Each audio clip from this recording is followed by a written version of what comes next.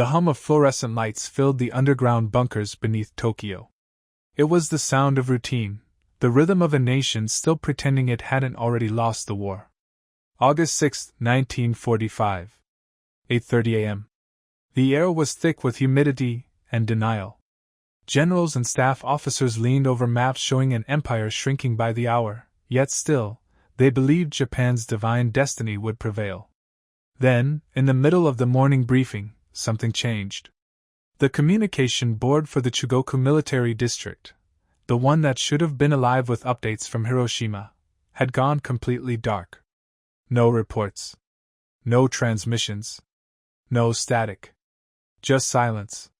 A young communications officer stammered as he twisted radio dials that had never failed before. "Sir, all contact with Hiroshima is gone. Military and civilian frequencies, everything went silent at 8:15. No one in that room could process what that meant. In 4 years of total war, no city had simply vanished. Entire towns had burned, yes.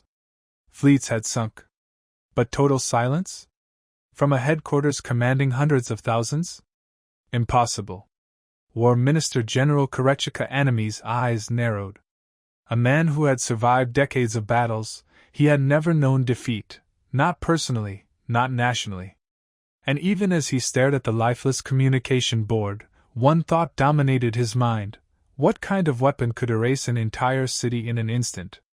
What happened that morning in Hiroshima didn't just destroy a city. It shattered the very concept of warfare. It exposed how confidence, expertise, and certainty can blind even the most powerful leaders. This isn't just a story about the atomic bomb.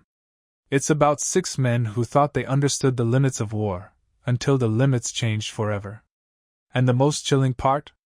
The same kind of blindness that doomed them still exists today. But to understand how it all happened, and why, we have to start in the room where Japan's fate was sealed by 6 men who refused to believe the impossible. Because sometimes, the most dangerous weapon isn't the bomb itself, it's the illusion that you know how the game is played. Asterisk. Deep beneath Tokyo, in a maze of dim corridors and steel doors, 6 men believed they still controlled the fate of 70 million people. They called themselves the Supreme War Council, or more simply, the Big Six. General Korechika Anami, the war minister and the iron spine of Japan's military. Admiral Soma Toyoda, the strategist of the seas. General Yashijiro Yumizu, chief of the Army's general staff. Prime Minister Admiral Kantaro Suzuki, a man clinging to the image of calm leadership as the empire crumbled. Foreign Minister Shigenori Togo, who quietly doubted the war but dared not speak against it. And Navy Minister Admiral Mitsumasa Yonai, the weary realist who could see the inevitable yet lacked the power to stop it. These 6 men had survived a war that should have ended long ago. Every rational signal, every lost battle, every burned city, every starving citizen, screamed that Japan had no path to victory. Yet inside this underground fortress, they built a fantasy that still made sense to them. They told themselves that Japan could win by not losing, that if they could make the coming American invasion so costly, so bloody, the United States would sue for peace. The plan was called Operation Ketsugo, the decisive battle. Millions of soldiers and civilians would fight to the death on the beaches, turning the home islands into a graveyard large enough to scare Washington into negotiation. They believed in this plan the way a drowning man believes the surface is only 1 arm's length away. But beneath the slogans and the fanatical speeches, Japan's leaders knew something the rest of the world didn't. Since 1940, they had been racing to develop their own superweapon, an atomic bomb. 2 secret programs, the Army's NIGO project and the Navy's FGO project. They weren't delusional. Their scientists were world-class. One of them, Dr. Yoshio Nishina, had studied alongside Niels Bohr, one of the fathers of nuclear physics. Nishina had personally concluded that building an atomic bomb was theoretically possible, but practically impossible for anyone in wartime. It required industrial power on a godlike scale, thousands of tons of uranium or entire cities' worth of electricity, and machinery that could only exist in imagination. That belief, that certainty, became the foundation of the Big Six's confidence. Even if America had made progress, they reasoned, no country on Earth could possibly mass-produce such a weapon. Maybe one or two, at most. Certainly not enough to change the war. So when the first scattered reports arrived about a new type of bomb striking Hiroshima, the generals barely flinched. Admiral Toyoda brushed it off, saying, "Considerable damage from a few bombers? Probably just an efficient incendiary attack." After all, they'd seen worse. Tokyo had burned to ash months before. 42 cities had been flattened by B-29s. Hiroshima was just another name on a long list. But what they didn't know, what no one in that bunker could comprehend, was that history had just split in half. In that moment, the old world, of swords, bullets, and bravery, ended. And the new one had just announced itself in fire. But the Big Six still didn't believe it. Not yet, asterisk. Because the truth that would break them hadn't reached Tokyo. Not the reports from the ground, not the witnesses, not even the mushroom cloud itself. Those were coming, and when they did, Japan's leaders would realize that their own expertise had become their deadliest enemy. At first, no one panicked. Radio silence wasn't unusual. Air raids often disrupted communications. But as the minutes stretched into hours, the unease inside Japan's military headquarters turned into a slow, creeping dread. Operators twisted dials, tapped transmitters, and ran cables through backup circuits. Still nothing. Not one signal from Hiroshima. No military dispatch. No civilian chatter. Not even static. Just absence. By late morning, confusion had spread through the command centers like a virus. A few reconnaissance planes were dispatched to investigate. What they saw from the air defied belief. Hiroshima wasn't burning, it was gone. The city that had been a bustling military hub just hours earlier had been replaced by a glowing wound in the earth, an endless sea of smoke and ruin. When the first pilot report reached Tokyo, it was dismissed. A small number of B-29s attacked Hiroshima with a new type of bomb. Considerable damage observed. That phrasing, new type of bomb, was so vague that it barely registered. But within hours, more fragments arrived, train routes suspended, railways warped, and a strange mushroom-shaped cloud reaching 40,000 feet into the sky. Still, the Big Six didn't flinch. They had seen American propaganda before, heard exaggerated claims about wonder weapons. Surely this was the same.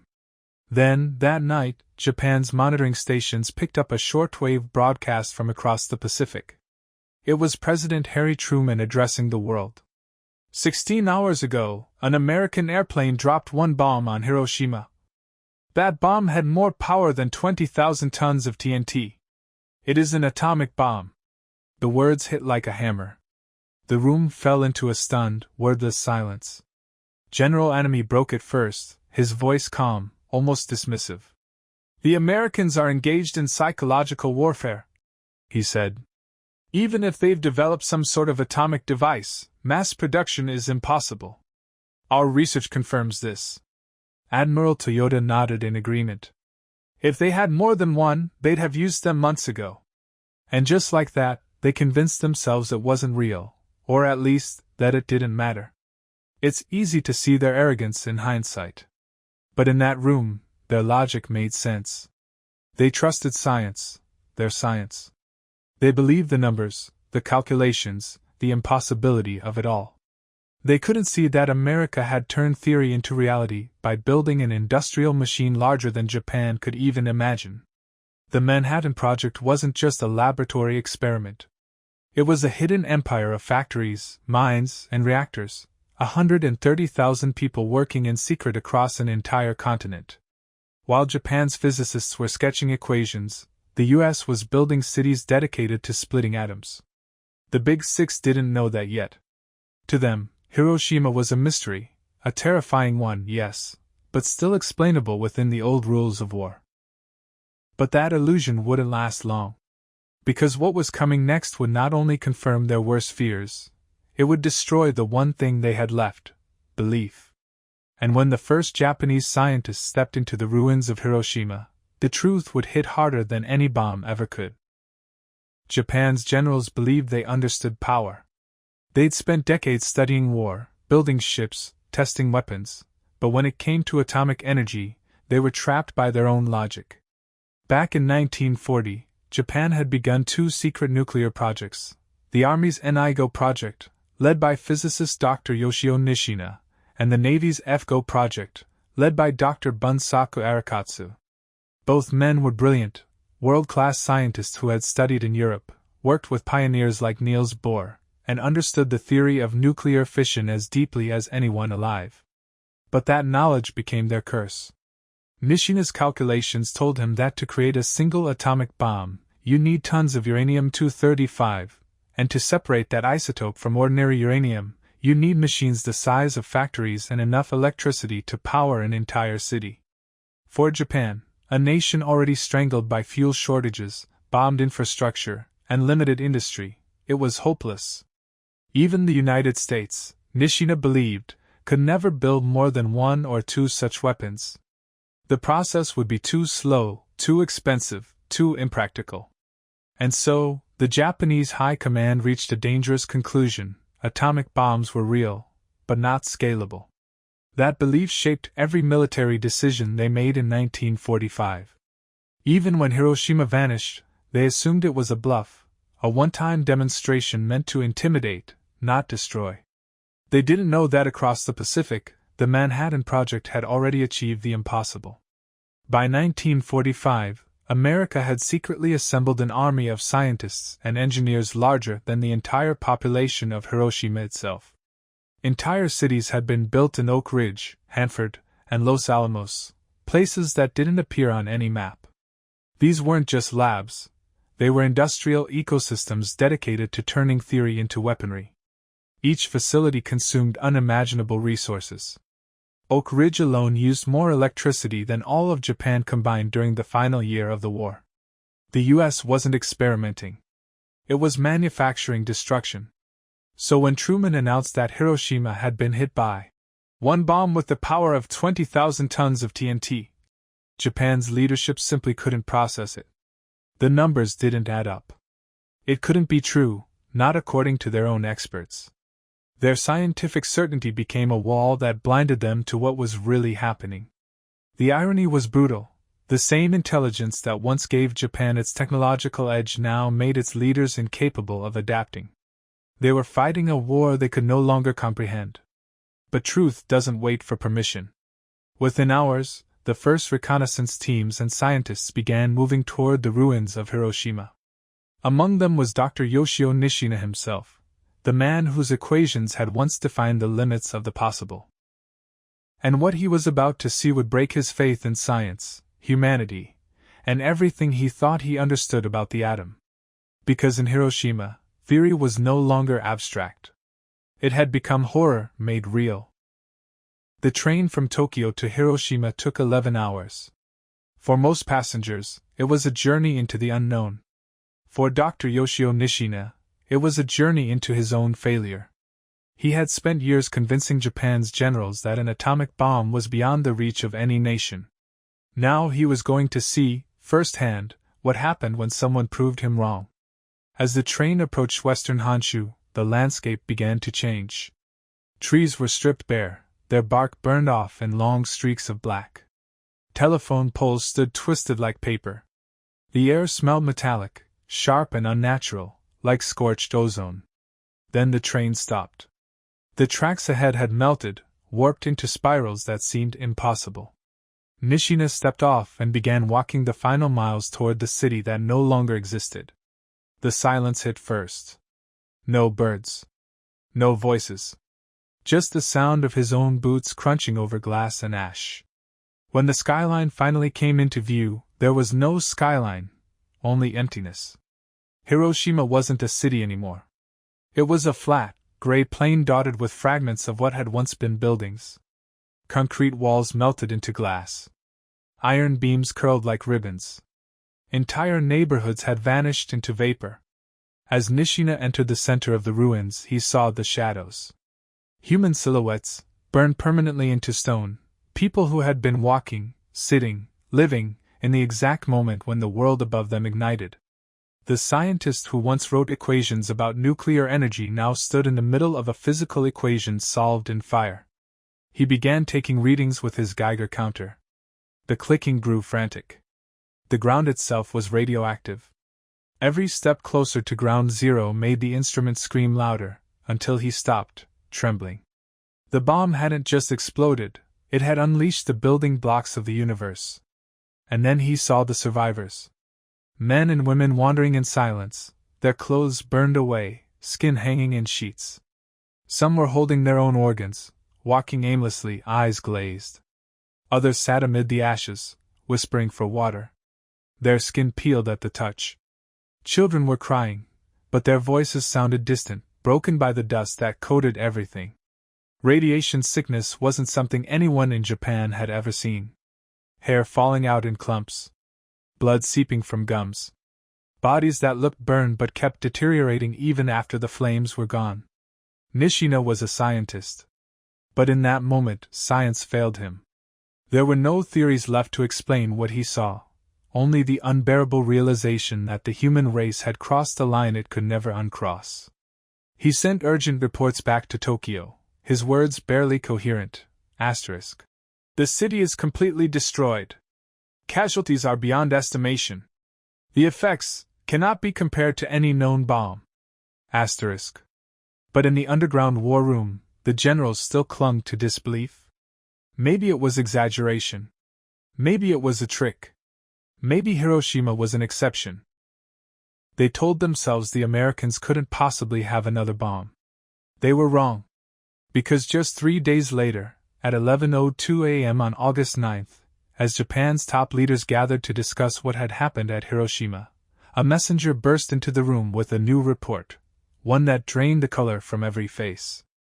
Nagasaki has been attacked, with another atomic bomb. For a few seconds, no one moved. Then Admiral Toyoda's pen slipped from his hand and clattered onto the table. Another bomb. Their impossible weapon wasn't impossible anymore. And in that moment, Japan's entire war strategy, its code of honor, its belief in endurance, its illusion of control, disintegrated like the paper cities it had once ruled. But even now, the war wasn't over. Because surrender, for men like Anime, wasn't just defeat, it was the death of the soul. August 9, 1945. Tokyo's underground command center was suffocating with heat and silence. The Big Six sat in disbelief, the weight of 2 vanished cities pressing down on their shoulders. Hiroshima had been unthinkable. Nagasaki made denial impossible. Admiral Toyoda's hand still trembled as he reread the report. Another bomb. 3 days later. That meant one thing: America could do this again, and again, and again. The silence that followed was almost sacred. For years, these men had been the architects of destruction. Now they were staring into the eyes of their own extinction. War Minister Anime broke the silence. His voice was calm, almost eerily so. "Would it not be wondrous," he said, "for this entire nation to be destroyed like a beautiful flower?" To him, annihilation wasn't failure. It was poetry. A noble death. The final act of loyalty to the Emperor. In his mind there was something pure in seeing Japan die with honor rather than live in surrender. The others were horrified. Prime Minister Suzuki's eyes glistened with disbelief. Navy Minister Yanai looked away, unable to speak. But Anime's words carried an ancient truth, the code of Bushido that had guided Japan's warriors for centuries. To die for one's emperor was glory. To live under defeat was shame. Outside that bunker, the empire was collapsing. Cities were smoking ruins. Millions faced starvation. Yet inside, half of Japan's leadership still believed honor was more important than survival. The meeting ended in deadlock. 3 votes for surrender. 3 votes to fight on. And then, the impossible happened. At 11:30 p.m. on August 9th, Emperor Hirohito, the living god, a man who for centuries had remained above the politics of war, entered the conference room in person. No emperor had ever attended a war council before. His presence alone broke protocol, broke tradition, broke history. The big six knelt on the tatami floor as Hirohito spoke softly, his voice barely above a whisper. "I have given serious thought to the situation at home and abroad," he said. "We must bear the unbearable and suffer what is insufferable." It was the closest thing to a divine command to surrender Japan had ever known. For the first time, the will of the emperor overrode the pride of his generals. The god of the nation had chosen peace. Still, not everyone could accept it. War Minister Anami bowed deeply, then left without a word. He understood what the emperor had said, but he couldn't live with it. To him, surrender wasn't survival, it was betrayal. 2 days later, as Japan prepared to announce its surrender to the world, Anami performed ritual seppuku in his home. He left behind a poem written in his own blood, apologizing to the emperor for not dying in battle. He died believing Japan's honor was more sacred than Japan's future. But for millions of others, Hirohito's words were salvation. When his voice was broadcast on August 15th, the first time the Japanese people had ever heard their emperor speak, they wept. Some in relief, others in disbelief. The god they worshipped had just declared that Japan would lay down its arms. The war was over.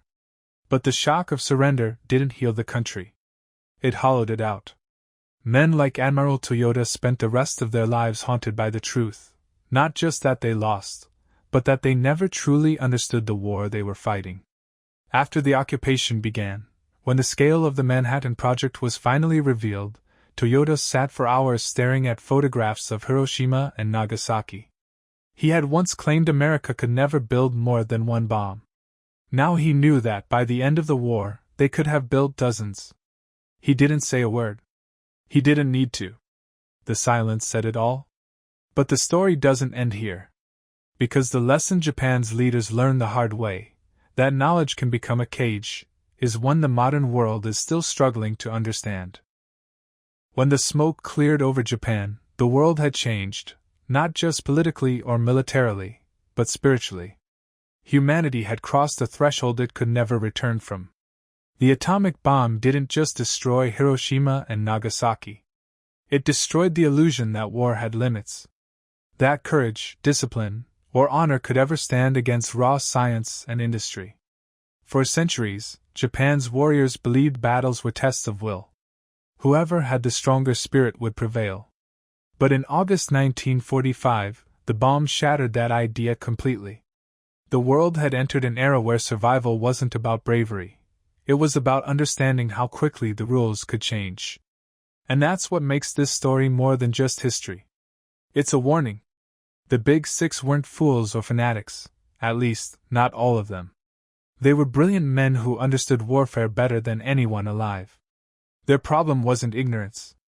It was certainty. They believed their knowledge made them safe. That their understanding of what's possible was enough to predict the future. But expertise can become a prison. Once you believe you know the limits, you stop seeing what's beyond them. That blindness destroyed them. It made them underestimate their enemy, misread the world, and cling to beliefs that had already expired. And today, that same kind of blindness is creeping back, only the weapons are different. Artificial intelligence, cyber warfare, biotech, space-based systems.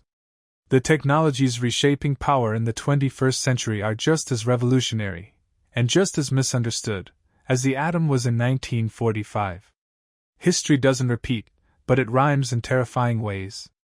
In 1945, Japan's scientists said, "Theoretically, atomic bombs can't be mass-produced."